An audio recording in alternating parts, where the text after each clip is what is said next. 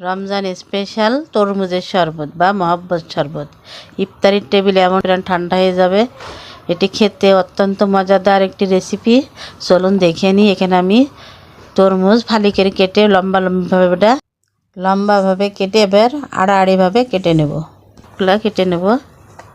সবগুলো কাটা হয়ে গেলে এখন আমি প্লেটে ছাড়িয়ে নিচ্ছি। কিউব কিউব করে ছোটো ছোটো করে কাটা। এভাবে সবগুলো ছাড়িয়ে নেব। ছাড়িয়ে নেওয়া গেলে বিচিগুলো আমি ফেলে দিব। প্লেটে রাখলে একটা সুবিধা, বিচিগুলো আলাদা করে ফেলানো যায়।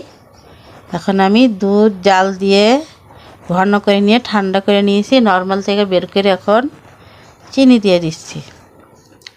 চিনি যে যার মতন স্বাদ অনুযায়ী দেবেন, যে যেমন মিষ্টি খান। দিয়ে মিশিয়ে নিয়ে চিনি ভালো করে এখন আমি দিয়ে দিলাম রুহ আফজা। এটা আমার হোমমেড রুহ আফজা, বাসায় বানানো।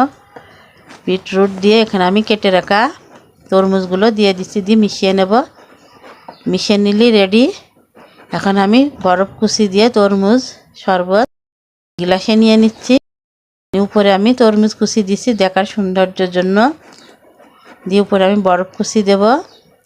বরফ কুচি দিয়ে পেস্তা বাদাম দিয়েই রেডি ঠান্ডা ঠান্ডা শরবত।